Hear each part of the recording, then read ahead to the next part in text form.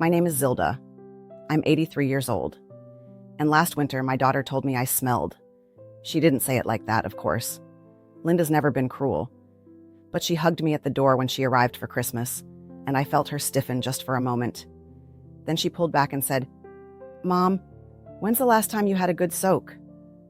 I told her I'd bathed that morning. She looked at me like I was lying. I wasn't. I'd been bathing every single day, the way I'd done my whole life. Hot water, soap, the whole routine. I thought I was doing everything right. Turns out I was doing almost everything wrong. I want to tell you what happened after that. Not because I figured it all out. I'm still figuring. But because nobody told me the things I needed to know, and I suspect nobody's told you either, especially if you're my age, especially if you live alone. What I learned changed how I take care of myself. It might have saved my skin, and maybe even saved me from a fall that could have ended everything. So if you're over 70, or you love someone who is, stay with me.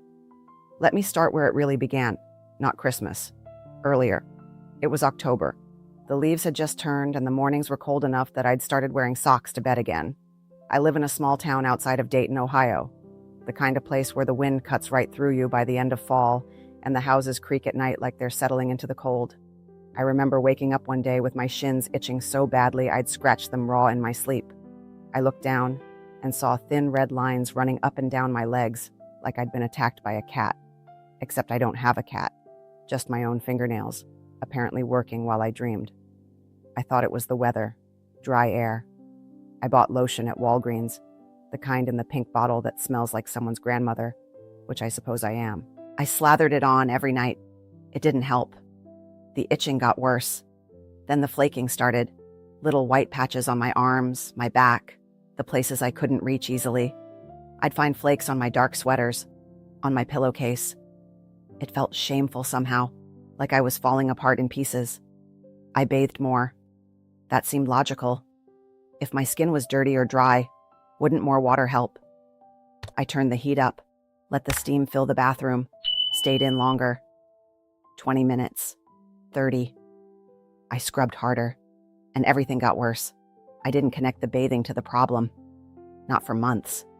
I just thought my body was betraying me the way old bodies do. Another item on the list of things that stop working after 70. Knees, memory, skin. But then I ran out of soap. It sounds ridiculous, I know, but that's how it happened. I ran out of the soap I'd been using, some drugstore bar that promised deep cleansing, and I was too tired to go out and buy more. It was December by then. The sidewalks outside were icy. The car felt far away. So I just skipped a day, then another. On the third day, I noticed something strange. The itching had calmed down. Not gone, but quieter. Like a radio turned low instead of blaring. I thought it was a coincidence, but I was curious. So I waited one more day. By the end of that week, my skin felt different. Softer. Less angry. The red scratches had started to fade. And I realized, with a slow and uncomfortable clarity, that the baths I'd been taking so faithfully were the very thing hurting me. I felt foolish.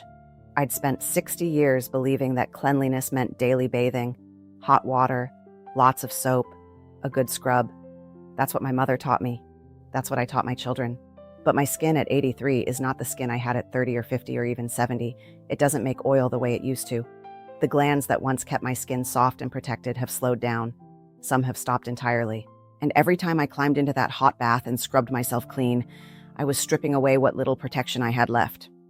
The hot water dissolved the natural oils. The soap disrupted something called the pH balance. I didn't know skin had a pH until I looked it up, but apparently it does. And mine was all wrong. The scrubbing created tiny tears I couldn't see, but my body could feel. All those months of itching and flaking and discomfort, I'd done it to myself, with the best intentions, with the habits of a lifetime. If this story is making you think about your own routine or someone you love, go ahead and follow the channel. There's more coming that you'll want to hear. I told my sister Jean about it over the phone. You're not bathing every day anymore. She said, "Zilda, that's..." She didn't finish the sentence, but I heard what she meant. That's not like you. That's letting yourself go. That's giving up. I'm not giving up, I said. I'm paying attention. Jean didn't argue. She never does. But I could feel her doubt through the phone line, thick as the silence between us. The truth is, I doubted myself too. Everything I'd been taught said clean meant frequent, said daily baths were non-negotiable, said anything less was lazy or dirty or sad, but my skin was healing. For the first time in months, I wasn't waking up scratching. The flakes on my pillowcase had disappeared. Something was working, even if it didn't match what I'd always believed. I started reading, asked my doctor questions I'd never thought to ask before, discovered that what I'd experienced had a name: xerosis, a medical term for what happens when aging skin gets overwashed and underoiled. And I wasn't alone. Apparently, this happens to a lot of people my age. We just don't talk about it. We assume it's normal. We assume there's nothing to be done.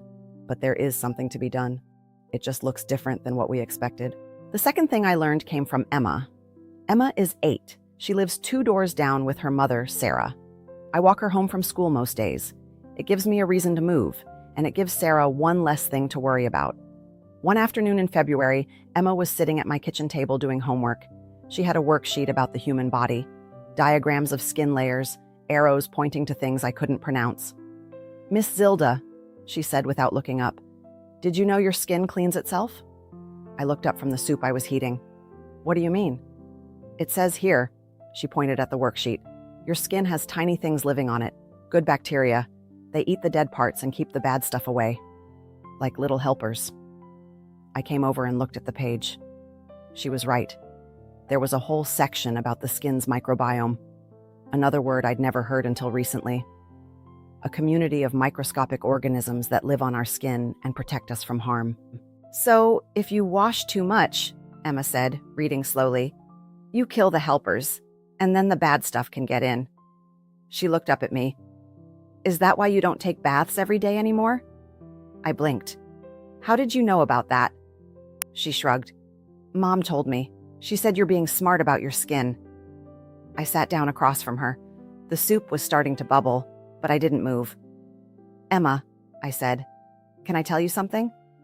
She nodded, serious as always. "When I was your age, nobody told me any of this. We just did what our parents did, and sometimes that was right, and sometimes it wasn't, and we didn't know the difference. We just kept doing it because it was familiar." Emma thought about that.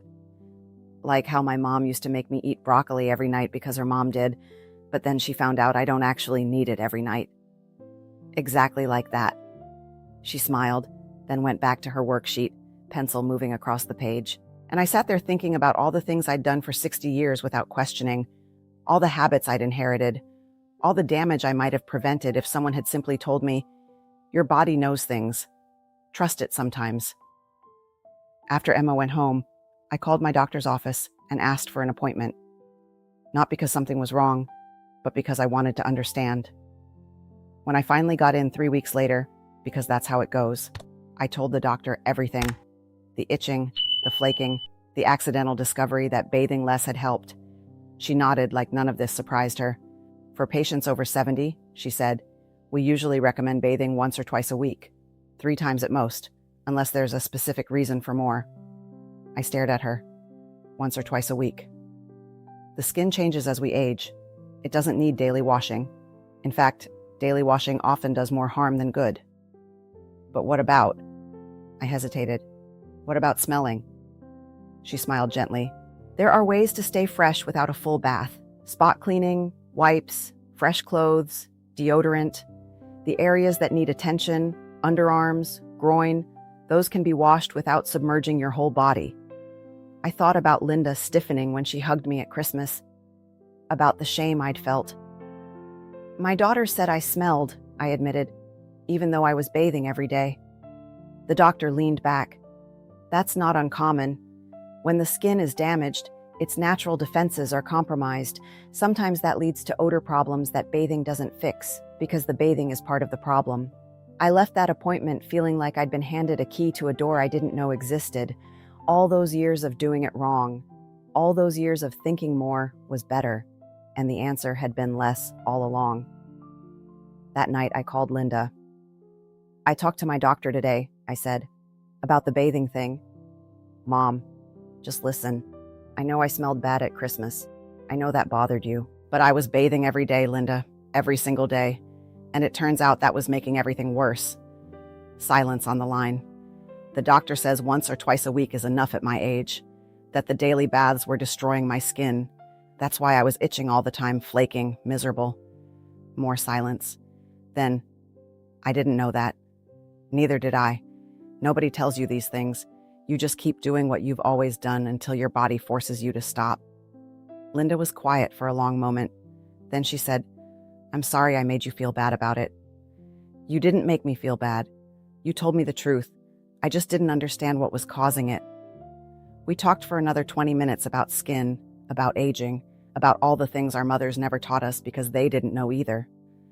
When we hung up, I sat in the kitchen with the lights off, listening to the house settle. I thought about how much of my life I'd spent following rules I never questioned. How many of those rules were hurting me without my knowing? And I thought about Emma's worksheet, the little helpers living on our skin, doing their quiet work, the ones I'd been washing away for years. Maybe the body knows things we've forgotten how to hear. Maybe the first step in caring for it is learning to listen. If what I'm sharing is helping you see things differently, leave a comment below and tell me, did you know any of this before? I read every single one. I thought the hardest part was over. I'd accepted that I didn't need to bathe every day. My skin was healing. Linda and I had talked. The shame was fading. But the bathroom had more lessons waiting for me, and the next one came with bruises. It was late February, one of those gray Ohio mornings where the light never quite arrives. I decided to take a bath, my twice-weekly routine now, and I was feeling almost proud of myself. Look at me, I thought. Adapting, learning, taking care of myself the smart way. The water was warm, not hot. I'd learned that much. I'd set out a towel within reach. I'd even bought one of those rubber mats with the suction cups, the kind they sell in the pharmacy aisle next to the pill organizers and the magnifying glasses. I felt prepared. I wasn't. Getting into the tub went fine. I held the edge, lowered myself slowly, let the water rise around me. It felt good. Peaceful. I washed my hair, which I only do once a week now, rinsed it carefully. Then I tried to get out. I put my hands on the sides of the tub and pushed. My arms shook. I pushed harder. Got one leg over the edge, foot searching for the mat.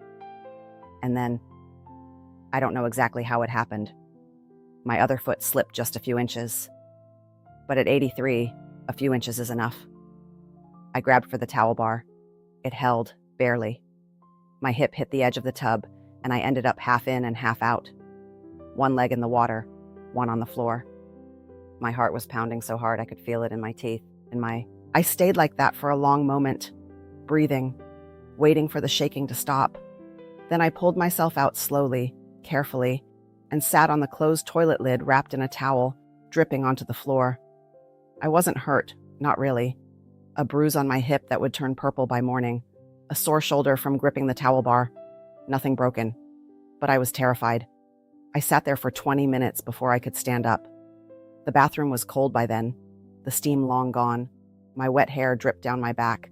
I kept thinking about Agnes. Agnes lived 3 streets over, 79 years old, sharp as a tack, independent as they come. Last spring, she fell getting out of her shower, broke her hip, spent 6 weeks at Miami Valley Hospital, another 2 in rehab, and then her children moved her into a care facility in Kettering because they said she couldn't be trusted to live alone anymore. She didn't argue. She was too tired to argue, too broken. I saw her once after that at the Kroger on Far Hills Avenue with her daughter. She was using a walker. She looked smaller somehow, not just thinner, smaller, like something essential had been compressed. "Zilda," she said when she saw me, "be careful with those bathroom floors." That was all, but I heard what she meant. Don't let it happen to you. And sitting on that toilet lid, wet and shaking, I understood for the first time how close I'd come. The statistics are brutal. I looked them up later, after I'd warmed up and calmed down. 1 in 4 adults over 65 falls every year. 1 in 4. And the bathroom is one of the most common places it happens. Wet surfaces, hard edges, steam that makes you dizzy. The effort of lifting yourself in and out of a tub when your muscles aren't what they used to be.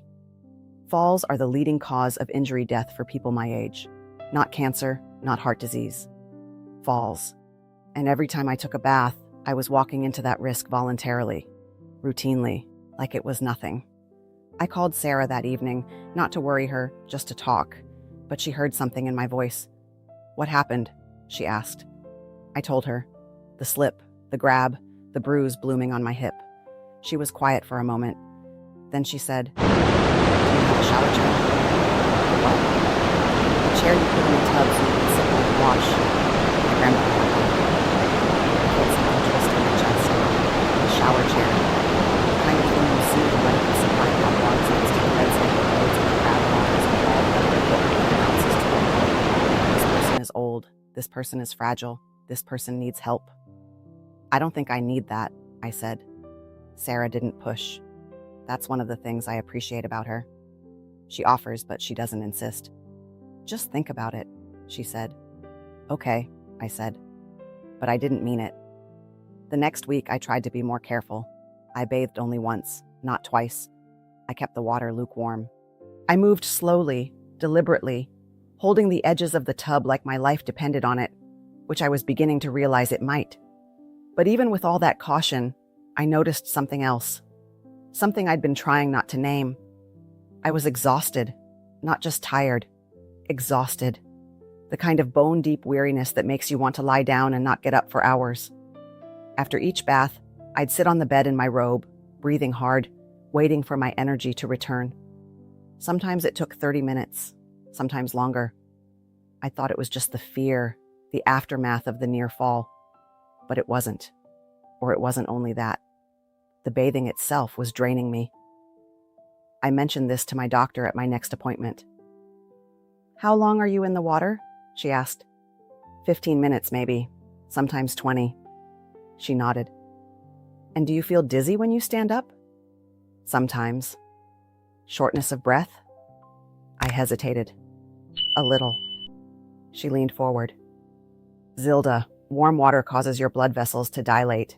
For someone your age, especially with any cardiovascular concerns, that can cause blood pressure to drop. That's why you feel dizzy. That's why you're tired afterward. Your body is working hard just to keep you upright." I stared at her. "So, taking a bath is like exercise in a way?" "For an older body, yes, it's exertion. And if you're already fatigued or if you have heart issues, it can be genuinely taxing." I thought about all the mornings I dragged myself out of the tub feeling like I'd run a marathon. All the afternoons I'd spent lying down afterward, too tired to do anything else. I'd blamed it on age, on the Ohio winter, on not sleeping well. But it was the bathing, the simple act of sitting in warm water and then standing up again.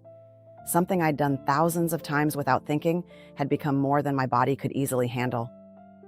That evening, Emma came over while Sarah ran to the store. She sat at the kitchen table with her coloring book while I made tea. She was working on a picture of a rainbow, pressing hard with each crayon to make the colors bright. "Miss Zilda," she said without looking up, "why do you always look tired after your baths?" I stopped pouring. "How did you know about that?" She shrugged. "Sometimes when I come over, you're lying on the couch with your eyes closed and your hair is wet." I brought my tea to the table and sat across from her. "Because I'm old," I said, "and baths are harder now than they used to be." Emma considered this. "My mom gets tired too, but she's not old." "Your mom is tired because she works hard and takes care of you and worries about 100 things at once. That's a different kind of tired." "Is your kind of tired worse?" I thought about it. "It's not worse. It's just different. My body doesn't bounce back the way it used to. When I use energy, it takes longer to come back."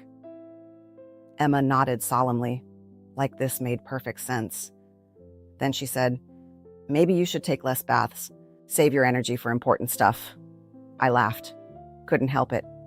"That's exactly what I'm learning, sweetheart." She smiled and went back to her rainbow.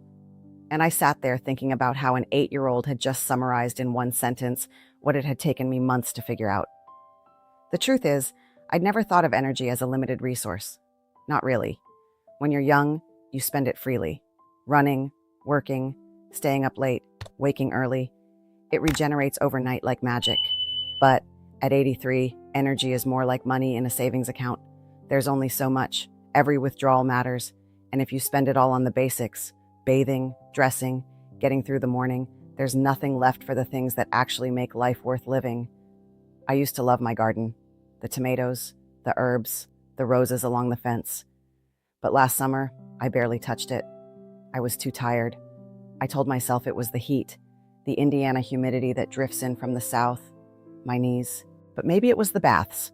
Maybe I was exhausting myself every morning on hygiene and had nothing left for joy. This is going to sound ridiculous, but I started keeping a journal. Nothing fancy. Just a little notebook where I wrote down how I felt each day, what I'd done, how tired I was. The pattern emerged quickly. Days when I bathed, exhausted by noon, afternoon nap required, evening spent on the couch. Days when I didn't, more energy, able to walk Emma home from school, able to cook a real dinner, able to sit on the porch and watch the light change over the cornfields. The difference was undeniable. I'd been spending my energy on something that didn't even make me feel better. And in doing so, I'd been stealing from the parts of my life that mattered. One afternoon, I was sitting on the porch when the mail carrier came up the walk. He's a young man, maybe 30, always cheerful, despite the weather. "Beautiful day, Mrs. Zilda," he said, handing me a stack of catalogs and bills. "It is," I agreed. "I'm trying to enjoy more of them." He smiled. "That's the way to do it. My grandmother used to say she spent her whole life cleaning and cooking and bathing, and by the time she was done, the day was over. She wished she'd sat on more porches." He waved and continued down the street. I looked at the catalogs in my hands. One of them was from a medical supply company. On the cover, an elderly woman sitting in a shower chair, smiling like she just won the lottery. I almost threw it away. But something stopped me. Maybe it was the mail carrier's grandmother sitting on her porch too late. Maybe it was Emma telling me to save my energy for important stuff. Maybe it was Arthur. The summer of 1974. The way he'd said, "You don't have to do everything the hard way, Zilda. You're allowed to make it easier." I hadn't thought about Arthur in weeks, but there he was suddenly, like a voice from another life. I opened the catalog, started looking. If this story is speaking to something you've been feeling yourself, share it with someone you know who might need to hear it. And don't forget to follow the channel so you don't miss what comes next. The catalog sat on my kitchen table for 3 days before I did anything about it. Every time I walked past, I'd glance at it. The woman on the cover smiling in her shower chair. She looked content, unbothered, like she'd made peace with something I was still fighting. On the 4th day, I opened it. I didn't order the shower chair, not yet. But I started reading about grab bars and handheld shower heads and non-slip mats that actually worked. About something called bed baths that nurses use in hospitals. About wipes designed for people who couldn't bathe traditionally. At first, it all felt like giving up.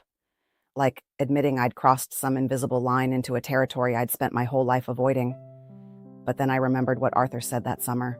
The summer of 1974, when everything felt impossible, and I was trying to hold together a life that kept slipping through my fingers. "Zilda," he'd said, "strength isn't doing everything yourself. It's knowing when to let something be easier." I'd argued with him then, told him he didn't understand, told him I was fine. I wasn't fine. I was exhausted and stubborn and so afraid of needing help that I nearly broke myself refusing it.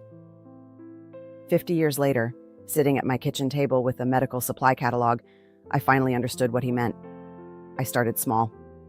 Instead of a full bath, I tried what the articles called spot cleaning. A warm washcloth at the sink. Face, neck, underarms, the areas that actually needed attention. Fresh clothes afterward.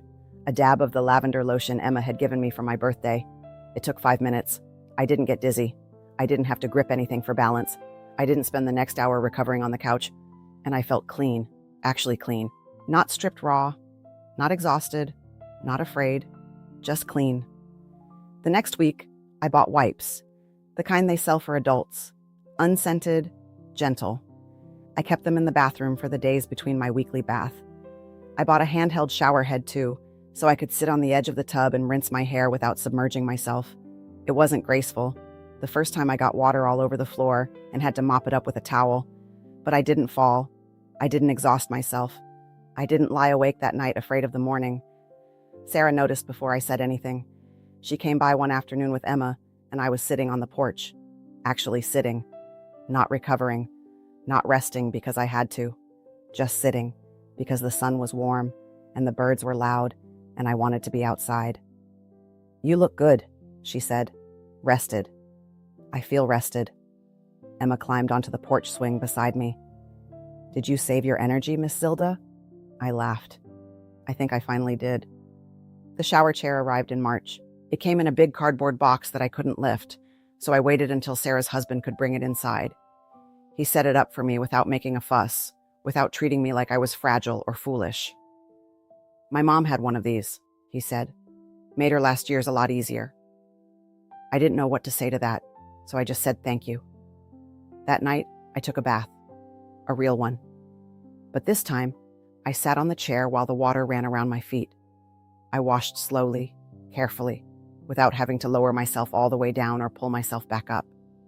When I was done, I stepped out onto the mat and stood there for a moment, steady on my feet. No dizziness, no fear, no bruise waiting to bloom. I wrapped myself in a towel and looked at my reflection in the mirror. An old woman looked back, but she didn't look defeated. She looked like someone who'd figured something out. Here's what I wish someone had told me years ago. Hygiene isn't about how often you bathe. It's about taking care of your body in ways it can actually receive. At 20, that might mean daily showers and vigorous scrubbing. At 83, it means something different.